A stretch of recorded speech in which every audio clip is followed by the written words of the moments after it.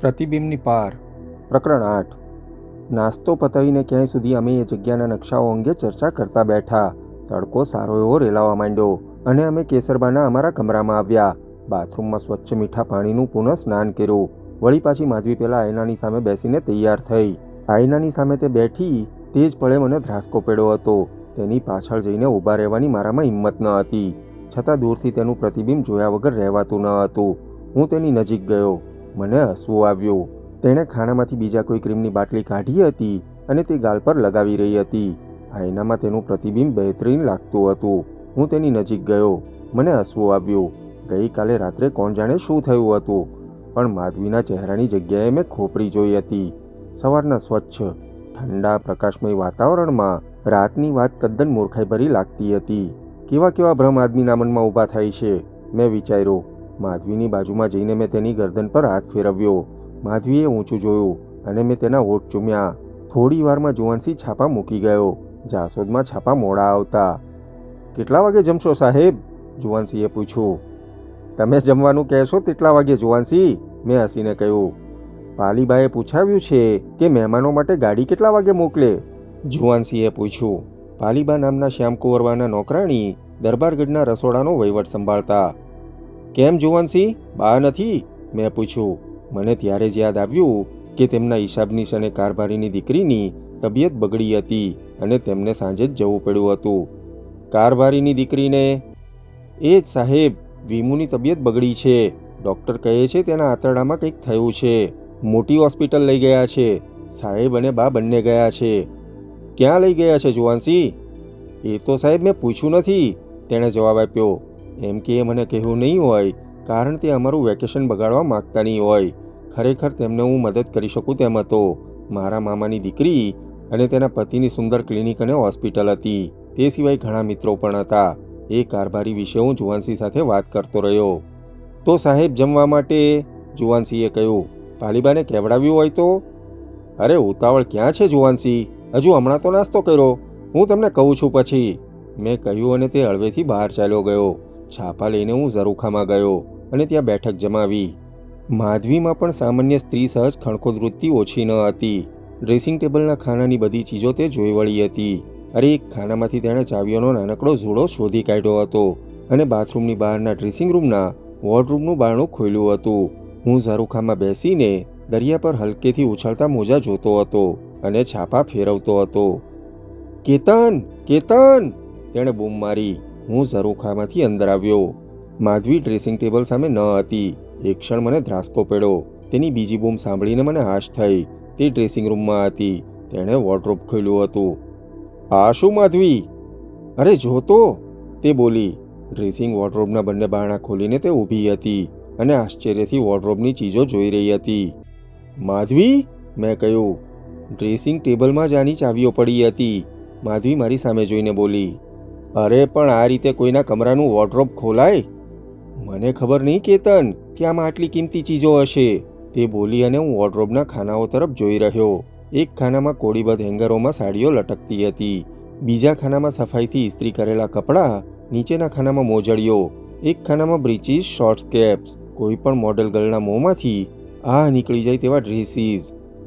ઓહ નો માધવી! માધવીએ જોડામાંથી ચાવીઓ પસંદ કરીને બીજા ખાના ખોલ્યા હતા. વાવ વાવ! માધવીએ ઉદ્ગાર કાઢ્યો હતો. ખાનાઓમાં ઝવેરાતના બોક્સીસ હતા. નથણી, બુટ્ટીઓ, નેકલેસ, બાજુબંધ, હાંસડીઓ, પહોંચી, બંગડીઓ, કડા, ઝાંઝર, કટીબંધ, શરીરના તમામ ભાગો માટેના દાગીના, હીરા, રત્ન અને મોતી જડેલા પન્ના, પરવાળા અને નીલમ જડેલા. હું ફાટી આંખે ઝવેરાત જોઈ રહ્યો હતો. અરેબિયન નાઇટ્સમાં આવતી કથાઓના જેવું જે દ્રશ્ય હતું. Madhavi, Madhavi, we can't touch this, મારા મોઢામાંથી ઉદ્ગાર નીકળ્યો. એ બધું ખોલવાનો આપણને અધિકાર નથી. પણ મને એમ કે આ કબાટ ખાલી જ છે, માધવીએ કહ્યું. માધવી વોર્ડરોબની સામે ઊભા પગે બેસીને ખાનાઓમાંથી એક પછી એક સુંદર બોક્સીસ કાઢીને તેમાંનું ઝવેરાત જોઈ રહી હતી. કેતન, માધવી, એ બધું આપણાથી? બાપ રે, શું કિંમતી ચીજો છે! એમ કે આપણને કહ્યું પણ નહીં. આ મહેલમાં આમને આમ બધી ચીજો છોડીને એમ કે ચાલી જાય છે. That strange. પણ આ ચીજો કેસરની જ હોવી જોઈએ. મને ખબર નથી, મેં જવાબ આપ્યો. કદાચ હશે, પણ આપણને મોહનકુમારસિંહે કહ્યું પણ નહીં. કદાચ તેમને સંકોચ થતો હશે. સંકોચ શું કામ કેતન? કારણ તે આ કમરામાં રહેવાની જીદ પકડી હતી. એ કમરામાં પડેલી ચીજો લઈ જાય એવું તો એ ન જ કહી શકે ને. એવું કહે તો કેટલું ખરાબ લાગે. મેં જવાબ વાળ્યો. પરંતુ મને જે આશ્ચર્ય થયું હતું તેનું વર્ણન કરવું શક્ય ન હતું. આ મહેલમાં આવી ચીજો શું આમ જ આટલી સહેલાઈથી મળી શકે તેમ મુકાઈ હોય? બપોરે અમે દરબારગઢમાં જમી આવ્યા હતા. શ્યામ કુંવરબાએ તેમના નોકરાણી કમ સચિવ પાલીબેનને બધી સૂચનાઓ આપી હતી. બાજરાના રોટલા ખાવા જ અમે આવ્યા છીએ તેવું કહ્યા છતાં તેમણે બાટ બનાવ્યો હતો. તે ઉપરાંત ફરસાણ, બાસુંદી, પૂરી વગેરે ભરપૂર વાનગીઓથી અમારી થાળીઓ ભરાઈ હતી અને બા નહોતા એટલે વધુ પ્રેમથી આગ્રહ કરીને અમને જમાડવામાં આવેલા. લગભગ 4 વાગે અમે પાછા કેસરબાગ આવ્યા હતા. કેસરના કમરામાં પડેલી ચીજો અમે વ્યવસ્થિત પાછી તેને સ્થાને ગોઠવી તો દીધી હતી, પણ એ ચીજોના કુતૂહલે માથું ફેરવી નાખે તેટલા વિચારોમાં અમને ગર્ત કર્યા હતા. એ અંગે માધવી જુવાનસિંહને પણ પૂછવા માગતી હતી, પણ મેં તેને રોકી હતી. દરબારગઢમાં મેં આ વાત પૂછવા માટેની ના પાડી હતી. કદાચ કોઈ કારણસર જ એમ કે એ ચીજો ત્યાં રાખી હોય. અમે કેસરબાગમાં પાછા ફર્યા ત્યારે આછો વરસાદ વરસવો શરૂ થયો હતો. બપોરના 2 થઈ ગયા હતા. હું ત્યાં આવવાનો હતો ને રહેવાનો હતો, એટલે મહેલમાં જે કંઈ તોડફોડ કરવાની હતી તેના કોન્ટ્રાક્ટર મનસુખભાઈ અને તેમના ભાગીદાર મને મળવા આવ્યા હતા. મહેલના સર્વન્ટ્સ ક્વાર્ટર્સ, આઉટ હાઉસ, ઘોડાર વગેરે જગ્યાઓ તોડવાનું કામ શરૂ પણ થયેલું. એ બંને કોન્ટ્રાક્ટરીઓ નકશા સમજવા આવ્યા હતા. મેં તેમની સાથે 1-1.5 કલાક ગાળ્યો હતો. માધવી કેસરના કમરામાં જઈને સૂતી હતી. મેં પણ પહેલાં બંને જણને વિદાય કરીને થોડોક આરામ કર્યો હતો. 5 વાગે માધવી વળી પાછી આઈના પાસે બેસીને તૈયાર થઈ હતી. તેને તૈયાર થતી જોઈને હું ઝરૂખે જઈને ઊભો રહી ગયો હતો.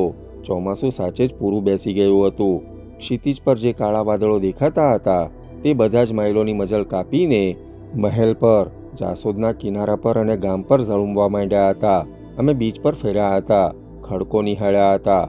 એ ખડકો પર શું કરી શકાય, તેમાં ક્યાં કેવો રસ્તો અને લેન્ડસ્કેપિંગ કરી શકાય તેની મેં ચર્ચા ઉપાડી હતી, પણ માધવીને તેમાં રસ પડતો હોય તેવું મને લાગતું નહોતું. કેતન, મને હજુ સમજાતું નથી કે આટલી મોંઘી અમૂલ્ય ચીજો ત્યાં રખાઈ કેમ હશે? હવે આપણને કેવી રીતે સમજાય?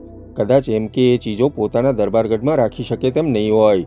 તેમણે કદાચ એ મિલકતની કોઈને જાણ પણ ન કરી હોય. કેસરબાગ પેલેસની મિલકત માટે જેમ મામલો કોર્ટે ચડ્યો હતો તેમાં બધી વસ્તુઓ માટે કદાચ ઝઘડો થાય તેનો તેમને ડર હશે. મેં ખુલાસાઓ શોધવાનો પ્રયાસ કર્યો. અરે પણ એવું હોય તો કોઈ ચાવીઓ પણ ત્યાં જ રાખે? માધવીએ પૂછ્યું. એક ક્ષણ મને ભળતા જ વિચારો આવ્યા. એ ઝવેરાત ખોટું હશે કે પછી એમ કે કોઈ રીતે અમારી પરીક્ષા લઈ રહ્યા હતા, પણ હું કશું બોલ્યો નહીં. આપણે એમ કેના દેખતા જે કબાટ ખોલવા જેવા હતા, માધવીએ કહ્યું. તું માને કે નહીં પણ એ ચીજો કેસરની જ હોવી જોઈએ. નોનસેન્સ. એમ કે કહેતા હતા કે કેસરની તમામ ચીજો બળી ગઈ હતી. વિજયે કેટલું પૂછ્યું હતું? એ કેસરની તસવીર જોવા માંગતો હતો.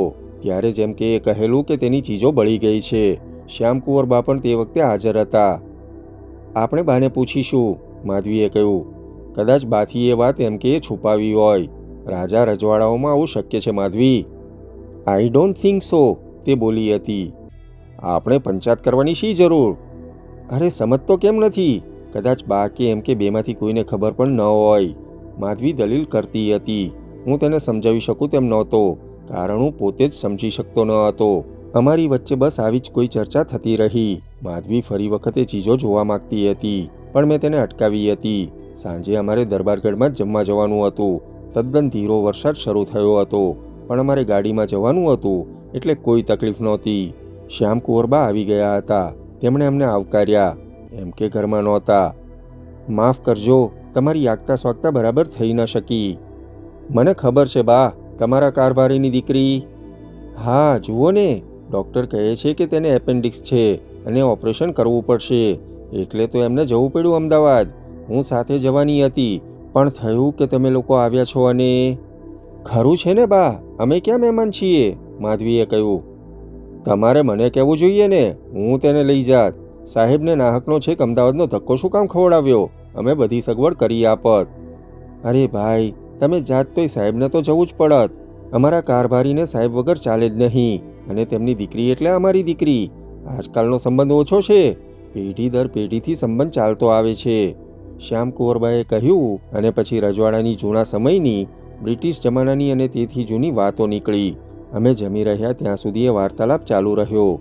માધવીને એક વાતમાં વધુ રસ પડતો હતો. જમીને અમે વરંડામાં ગોઠવાયા. બાએ આગ્રહ કરીને માધવીને તેમની સાથે ઈંડોળામાં બેસાડી. હું થોડેક છેટે મૂંડામાં બેઠો. મને ડર હતો તે જ વાત એકાએક માધવીએ શરૂ કરી. બા સાહેબ, માધવીએ પૂછ્યું, કેસરબાના કમરામાં જે ચીજો પડી છે તે બધી કોની છે? કેમ? શ્યામ કુંવરબાએ સાહજિકતાથી પૂછ્યું. મહેલમાં સિક્યુરિટીની કોઈ ખાસ વ્યવસ્થા નથી. ચોકીદાર પણ બિચારા તદ્દન ઘરડા છે. મહેલમાંના 2 નોકરો તો કેટલું ધ્યાન આપી શકે? પણ એમાં ધ્યાન શું રાખવાનું? આ તો તમે લોકો આવ્યા છો એટલે થોડાક કમરાના તાળા ખોલ્યા છે, અને અહીં એવી ચોરીઓ થતી નથી, અને રાચરચીલું ઉઠાવી પણ કોણ જાય?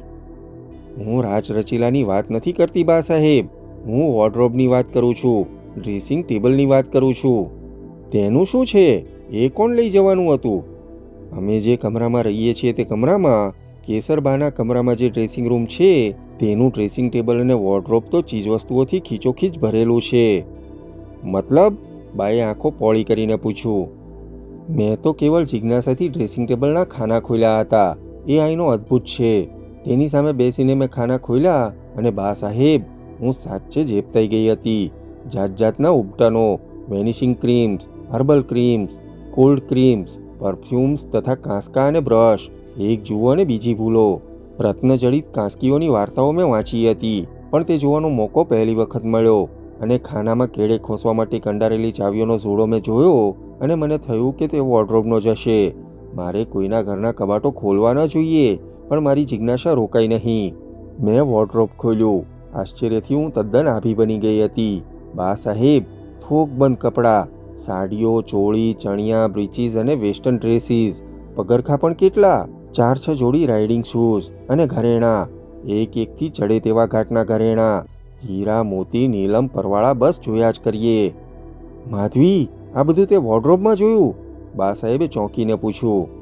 નહીં તો શું, કહું છું તો ખરી, લાખો રૂપિયાની ચીજો. તારી તબિયત સારી છે ને માધવી? બા સાહેબે તેની સામે સ્થિર દ્રષ્ટિએ જોયું. શ્યામકુંવર જાજરમાન હતા. ઊંચા, થોડાક સ્થૂળ, પણ એ સ્થૂળતા તેમને ઓપતી. તેમની આંખો પણ ખાસ્સી મોટી હતી. કેમ એમ પૂછો છો? માધવી બોલી. કારણ વર્ષોથી એ વોર્ડરોબ અને મહેલના તમામ કબાટો ખાલી છે. પણ મેં જોયું ને, આ કેતન મને લડ્યો પણ ખરો. કોઈના ઘરના કબાટો ખોલવા તે વિવેક તો ન જ કહેવાય ને, પણ મને તેની કોતરણીમાં રસ હતો. મને જો ખબર હોત કે અંદર આટલી કિંમતી ચીજો છે તો મેં વોર્ડરોબ ખોલ્યું જ ન હોત. મને એમ હતું કે તે ખાલી જશે. શ્યામકુંવરબા સ્તબ્ધતામાં સરી ગયા હોય તેમ માધવી સામે જોઈ રહ્યા. થોડીક પળો પછી ગંભીરતાથી બોલ્યા. ક્યારેક અજબ ગજબના ભ્રમ થતા હોય છે. તમે માનતા નથી બા? માધવીએ પૂછ્યું અને મારી સામે જોયું. તું કેમ બોલતો નથી કેતન? માધવીએ મને કહ્યું. આ આખી વાત રહસ્યમય હતી, અને મને જિજ્ઞાસા પણ હતી. છતાં એ વાત કેવી રીતે કરવી તે મને સૂઝતું ન હતું. હું બોલું નહીં તોય બરાબર નહોતું. તેની વાત સાચી છે બા સાહેબ, મેં કહ્યું.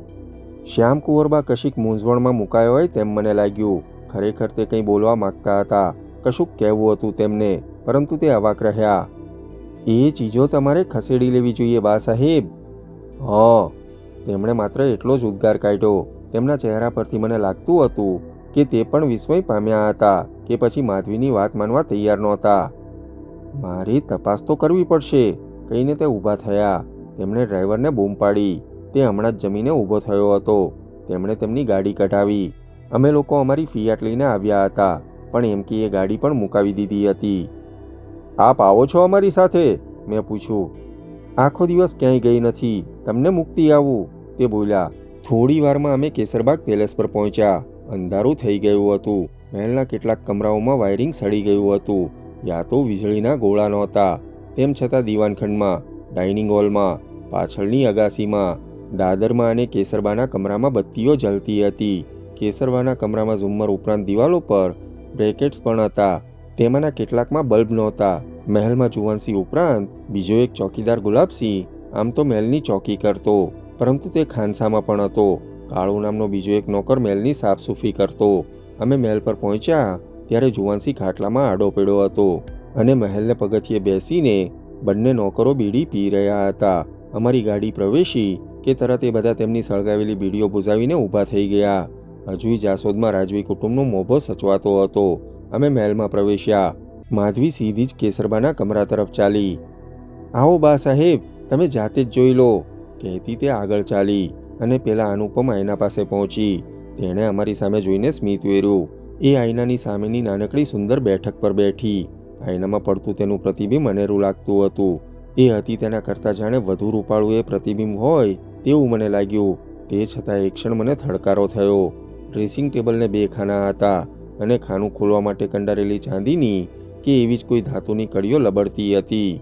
બંને ખાનાની કડીઓમાં આંગળા પરોવીને સહેજ ઝૂકીને તેણે ખાનું ખોલવાનો પ્રયત્ન કર્યો, પણ ખાના ખુલ્યા નહીં. તેણે થોડી ગડમથલ કરી, જોર કર્યું. બંને હાથની આંગળીઓ ભેળવીને તેણે એક ખાનું ખોલ્યું અને બીજી જ પળે તેણે લગભગ બૂમ પાડી, ઓહ નો, ઓહ નો! તેણે એ જ રીતે બીજું ખાનું ખોલ્યું અને પાગલની જેમ આંખો ફાડીને ખાના સામે જોઈ રહી. બંને ખાના તદ્દન ખાલી હતા, તદ્દન ખાલી. નહોતી પરફ્યુમ્સની બાટલીઓ કે ન હતા કાંસકા કે બ્રશ કે ન કોઈ ક્રીમ કે lipsticks. Ketan, Ketan, this is absurd! Madhavi અવાચકથી બોલી. ચાવીઓનો સૂળો પણ નહોતો. તે પાગલની માફક ડ્રેસિંગ રૂમ તરફ દોડી. તેણે વોર્ડરોબનું હેન્ડલ પકડીને બારણું ખોલ્યું. કેટલાક દિવસથી ઉઘડ્યું ન હોય તેમ જામ થઈ ગયેલું બારણું અવાજ સાથે ખુલ્યું. હું તેની પાછળ ગયો હતો. અમારી પાછળ બા સાહેબ આવીને ઊભા હતા. માધવીના મોઢામાંથી ધીમી આહ નીકળી ગઈ. વોર્ડરોબના એક ખૂણે ચામડાના રાઇડિંગ શૂઝ, એક કેપ, એક બ્રીચીસ અને ઉપટન સિવાય વોર્ડરોબમાં કોઈ ચીજ નહોતી. માત્ર ઠેર ઠેર લાગેલા કરોળિયાના મોટા જાળા. Believe me! માધવી ફાટી આંખે અમારી તરફ ફરીને બોલી. તું કહે ને કેતન, આ ખાના ભરેલા નહોતા? બોલતા બોલતા તેણે બીજા ખાના ખોલ્યા. આ ખાનાઓમાં ઘરેણાં હતા. મેં કહ્યું નહીં કે એ શક્ય નથી, બા સાહેબ બોલ્યા. પણ એ બધું અહીં હતું. તું કેમ બોલતો નથી કેતન? માધવીનો શ્યામલ ચહેરો રતુમડો થઈ ગયો હતો.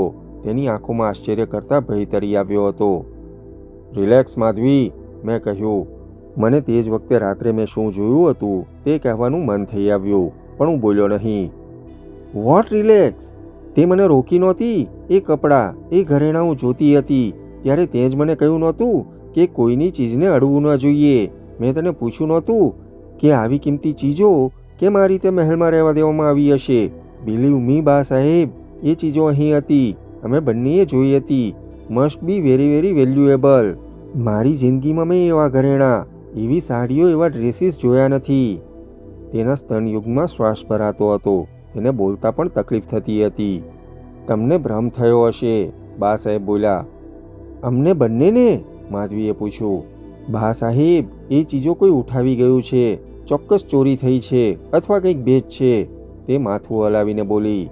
માધવીની જેવી સ્થિતિ હતી તેવી જ મારી સ્થિતિ હતી. હું પોતે જ સમજી શકતો નહોતો કે આ કેવી રીતે બને. બા સાહેબ, there is sum mystery, something very strange. અમારી બંનેની આંખો ધોખો ખાય તેમ તમે માનો છો? બા સાહેબ આઈના સામે જોઈ રહ્યા હતા. તેમના હોઠો પર શબ્દો આવ્યા અને ઓસર્યા. માધવીનો ચહેરો લાલ થઈ ગયો હતો. તેના ઉશ્કેરાટનો પાર ન હતો. તેની વાત પણ ખોટી ન હતી. એ કમરાના વોર્ડરોબમાં અને ડ્રેસિંગ ટેબલમાં અનેક કિંમતી ચીજો અમે જોઈ હતી. એ બધી ગુમ થાય તો સહેજ આઘાત, આશ્ચર્ય અને શંકા થાય. એ ચીજો ચોરાઈ ગઈ છે તેવું સ્વાભાવિક જ પહેલું ખ્યાલમાં આવે. મારી પોતાની ગૂંચવણનો પણ પાર નહોતો. મહેલમાં ચોરી કરે તેવું કોઈ છે નહીં, બા સાહેબ બોલ્યા. અહીં 2 નોકરો અને ચોકીદાર રહે છે. વર્ષોથી રહે છે. લાખ રૂપિયાની નોટો પડી હોય તો તેમાંથી 5 પણ ઘટે નહીં. તમે નથી માનતા? આ કેતનને પૂછો, માધવી બરાડી. તમે બંને મારી સાથે દરબારગઢમાં ચાલો, બા સાહેબે કહ્યું. શું કામ બા સાહેબ? અરે, મને નવાઈ લાગે છે. તમારા ઘરમાંથી લાખો રૂપિયાના કપડાં ચોરાઈ જાય, લાખો રૂપિયાનું ઝવેરાત ચોરાઈ જાય, કોડીબંધ જોડા કોઈ ઉઠાવી જાય અને તમારું રૂવાડું ફરકતું નથી. કોઈએ બરાબર ધાપ મારી છે. ડ્રેસિંગ ટેબલ પણ તદ્દન ખાલી કરી નાખ્યું છે. તેમાં અજોડ પરફ્યુમ્સ હતા, રત્નજડિત કાંસકા કાંસકીઓ બ્રશ. કેતનભાઈ, તમે અને માધવીબેન દરબારગઢમાં આવી જાઓ. ઠીક છે, બા સાહેબે ગંભીરતાથી કહ્યું. ઠીક છે મતલબ? માધવીએ કહ્યું. બા સાહેબ, આ બ્રીચીસ, આ રાઇડિંગ શૂઝની સાથે બીજી ચીજો હતી. બીજા સંખ્યાબંધ જોડા હતા. આપણે તલાશ કરાવીશું. આપણે ચોકીદારને પૂછવું જોઈએ. અમે જમવા આવ્યા તે દરમિયાન કોઈ આવ્યું હશે, ચોક્કસ આવ્યું હશે. માધવી અકળાતી હતી. દરમિયાનમાં બા સાહેબ 2 ડગલા ચાલીને વોર્ડરોબની નજીક આવ્યા. તેમણે વોર્ડરોબના નીચલા ખાનામાં પડેલી બ્રીચીસ, રાઇડિંગ શૂઝ, કેપ, સફેદ રંગનું ટોપ વગેરે એકઠું કર્યું, ઉઠાવ્યું અને કમરામાં આવ્યા. ત્યાંથી ઝરૂખામાં ગયા. તેમના હાથમાંની ચીજો ફંગોળી દરિયાના ઉછળતા પાણીમાં નાખી દીધી. દરિયામાં ભરતી ચડી હતી. મોજાની છાલકો ઝરૂખાની નીચેના ખડક પર ભારે જોરથી ઝીંકાતી હતી. તેનો આહલાદક અવાજ આખાય વાતાવરણને ભરી દેતો હતો. બા સાહેબે એ ચીજો આ રીતે ફેંકી દીધી તેનું આશ્ચર્ય અમને થતું હતું, પણ પૂછવાની હિંમત ચાલી નહીં. તમે બંને મારી સાથે દરબારગઢમાં ચાલો, બા સાહેબ બોલ્યા. શું કામ બા? માધવીએ પૂછ્યું. મેં તમને કહ્યું હતું ને કે તમારી સગવડ અહીં નહીં સચવાય, શ્યામકુંવરબા કંઈક ગંભીરતાથી બોલ્યા. સગવડ? સગવડનો પ્રશ્ન ક્યાં છે બા? માધવી માથું હલાવતી બોલી.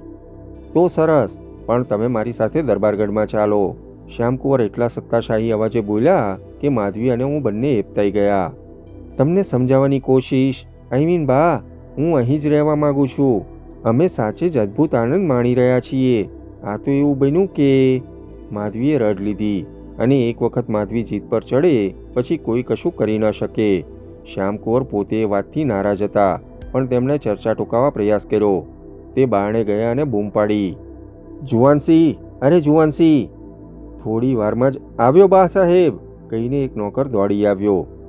જો ઉપરનો પહેલો કમરો સાફ કરી નાખ, પલંગ ખંખેરીને નવી ચાદર ઢાળી નાખજે, ઓશિકાના ગલેફ ચોખ્ખા જ છે બા, તે બોલ્યો. ઠીક, મહેમાનોનો સામાન ત્યાં લઈ જજે અને આ કમરો બંધ કરી દેજે. જી. બા સાહેબ કમરાના બારણેથી અંદર આવ્યા, માધવી પાસે આવ્યા, સ્મિત વેર્યું અને બોલ્યા. તું મારી દીકરી જેવી છો. ગર્ભપાત થયા પછી સ્ત્રીઓને કેવળ શારીરિક આઘાત લાગતો નથી, માનસિક આઘાત પણ લાગે છે. તબિયતનું ખૂબ ધ્યાન રાખવું જોઈએ. જાત જાતના ભ્રમ માંદગીમાં થતા હોય છે. ભ્રમ? માધવી ચોંકીને બોલી. તું કેમ બોલતો નથી? તેણે મારી સામે જોઈને કહ્યું. તું તો તદ્દન સ્વસ્થ છે ને? બા સાહેબ, માફ કરજો, પણ માધવીને કદાચ ભ્રમ થયો હોય, પણ મેં એ વોર્ડરોબમાં, હું બોલ્યો, પણ મને વચ્ચેથી અટકાવીને. જુઓ છોકરાઓ, કેટલીક બાબતો એવી હોય છે કે જેની ચર્ચા નિરર્થક છે. આપણે જે નિહાળીએ છીએ તે જ વાસ્તવિકતા નથી. આપણી દ્રષ્ટિને મર્યાદા છે. દરેક પ્રાણીની ઇન્દ્રિયોમાં અમુક શક્તિ અને અમુક મર્યાદા હોય છે. કૂતરા બધું જ બ્લેક એન્ડ વ્હાઇટમાં જુએ છે, તેને રંગ દેખાતા નથી. કુંવર રાત્રે જ જોઈ શકે છે. વાગોળ અવાજના તરંગથી જુએ છે. આપણે આપણી આંખોથી અલ્ટ્રાવાયોલેટ કે ક્ષ કિરણો ક્યાં જોઈ શકીએ છીએ? માઇક્રોસ્કોપિક જીવો ક્યાં નિહાળીએ છીએ? સેંકડો ફૂટ ઊંચે ઉડતી સમડી કે ગરુડ કે બાજ જે જોઈ શકે છે તે. એટલે બા, તમે કહેવા શું માગો છો? માધવી વચ્ચે બોલી. જુઓ, આ કમરામાં એક અનન્ય ઓરત રહેતી હતી. કોઈ પણ અનન્ય માણસના નિવાસસ્થાનમાં તેની એક ચોક્કસ આભા રહી જતી હોય છે. મહાન વ્યક્તિઓના નિવાસસ્થાનોમાં કે પછી ઐતિહાસિક સ્થળોની ભીતરમાં એટલે જ કશાક વાઇબ્રેશન થતા હોય છે. ક્યારેક ચમત્કાર સમા તો ક્યારેક ભ્રમ પ્રેરક હોય, સમજ્યા? તમે ઉપરના કમરામાં ચાલ્યા જજો. એટલે બા સાહેબ, તમારું કહેવું છે કે આવી બાબતોની ચર્ચાનો કોઈ નિચોડ નથી. મેં કહ્યું ને, આપણા પ્રત્યક્ષ જ્ઞાનની મર્યાદા હોય છે. એક સ્થપતિ તરીકે તમે જે રીતે તમારો બનાવેલો નકશો જોઈ શકો, તમે બનાવવા ધારેલા મકાનનું એલિવેશન નકશી કેવળ કલ્પનાથી જોઈ શકો તેવું મારાથી જોવાય નહીં. પણ બા સાહેબ, આ તો વિચિત્ર, માધવી બોલવા માંગતી હતી, પણ બા સાહેબે તેને અટકાવી. મેં કહ્યું ને, આ વિષય અગમ છે, તે બોલ્યા. નાવ ગો અપસ્ટેર્સ અને આનંદ કર. આ કમરા સિવાય મહેલમાં ઘણા સુંદર કમરા છે, અને અહીં કરતાં વધુ સગવડ દરબારગઢમાં છે. તારી નાજુક તબિયત છે એટલે જ તમને કહું છું. ખેર, આ કમરામાં ઘણી વખત ન સમજાય તેવી ઘટનાઓ બની છે. ન સમજાય તેવી ઘટનાઓ? મેં આશ્ચર્યથી પૂછ્યું. મને કહેવાનું મન થયું કે ગઈ રાત્રે મેં આઈનામાં માધવીના ચહેરાને બદલે ખોપરી જોઈ હતી. માધવી, તું અને કેતન દરબારગઢમાં ન આવવા માંગતા હો તો મને વાંધો નથી, પણ શું બા? માધવીએ પૂછ્યું. શ્યામકુંવર શું કહેવા માંગતા હતા તે હું સમજી ચૂક્યો હતો, પરંતુ માધવીને એ કહેવાનો અર્થ ન હતો. પણ માધવી સાચે જ શ્યામકુંવરને અકળાવી રહી હતી. માધવી, બાની વાત સાચી છે, મેં કહ્યું. ઓહ વોટ, બટ, માધવી દલીલ કરે તે પહેલાં હું સાચે જ ઉખળી ઉઠ્યો હતો. બા સાહેબ આ બાબત ચર્ચવા માંગતા ન હતા એ દેખીતું હતું. બા સાહેબ, તમે આ માધવીને શા માટે કહેતા નથી? આ કમરો હોન્ટેડ છે, મેં કહ્યું. હોન્ટેડ? માધવી બરાડી ઉઠી. Yes, haunted. મેં કહ્યું, તને ખ્યાલ નથી આવતો બા શું કહેવા માગે છે? એમાંય રાઈટ બા સાહેબ? મેં પૂછ્યું. તમે આનંદ કરો અને આ ચર્ચા છોડો, આખરે બાએ કહ્યું, કારણ માધવી આ વાત માનશે નહીં. આ કેસરનો કમરો છે. કેસર ચાલી ગઈ છે, પણ તેની આભા, તેનો અંશ, તેનો આત્મા, તેની હવા જે કહો એ અહીંયા મોજૂદ છે. હવે સંતોષ થયો તમને? એટલે તમારું કહેવું છે કે આ વોર્ડરોબમાં હતા તે કપડાં, એ ઝવેરાત, એ બધું એક વખત બળી ગયું છે. એમને એમ જ સળગી ઉઠ્યું હતું. બાકી એવી ચીજો કોઈ અવાવરૂ મહેલમાં ઓછી મૂકી રાખે? પણ મેં મારી નજરે, એ ઇલ્યુઝન છે, ભ્રમ છે. ભ્રમ શબ્દ તને નહીં ગમે. ખેર, એ કોઈ અગમ દર્શન છે. બસ, બાકી એ ચીજો, કેસરની લગભગ બધી ચીજો તેના મૃત્યુ પછી 12મે દિવસે સળગી ગઈ હતી. પણ તો વોર્ડરોબમાં આગ લાગી હોય ને? ડ્રેસિંગ ટેબલ સળગી ગયું ન હોય? માધવીએ છાલ ન છોડ્યો. તે સમજાય તેવી વાત નથી ને. હું પરણીને આવી ત્યારે મને તારા જેવો જ અનુભવ થયો હતો, પણ અમે થોડા જ દિવસમાં દરબારગઢમાં રહેવા ચાલ્યા ગયા હતા. બા સાહેબ બોલતા હતા ત્યારે બહાર આછો વરસાદ શરૂ થયો હતો. વાદળોનો ઘેરો ગડગડાટ સમુદ્રના મોજાના અવાજમાં ભળતો હતો. કમરાના ઝરૂખામાં વાછટ શરૂ થઈ હતી. હું અહીં ઝાઝુ રહી નથી. કેસરના મૃત્યુ પછી આ કમરો એક સ્મારકની જેમ જ જળવાયો છે. કેસરનું મૃત્યુ? હું પૂછવા ગયો અને શ્યામ કુંવરબાએ સ્મિત વેર્યું. લોકવાયકાઓ છે, એ બધી વાતો સાંભળવાનો અર્થ નથી. ઈશ્વરની લીલા અકળ છે. બા સાહેબ બોલ્યા. તમે લોકો ઉપરના કમરામાં ચાલ્યા જાઓ. મારું તો કહેવું છે કે તમે દરબારગઢમાં જ ચાલો. પણ માધવી તેમ કરવા તૈયાર ન હતી. ચાલો, હું જાઉં. વરસાદ તૂટી પડશે થોડી વારમાં. માધવીએ દરબારગઢમાં જવાની ના પાડી તે તેમને ગમ્યું ન હતું, પણ અમે મહેમાન હતા એટલે તે ઝાઝુ બોલ્યા નહીં.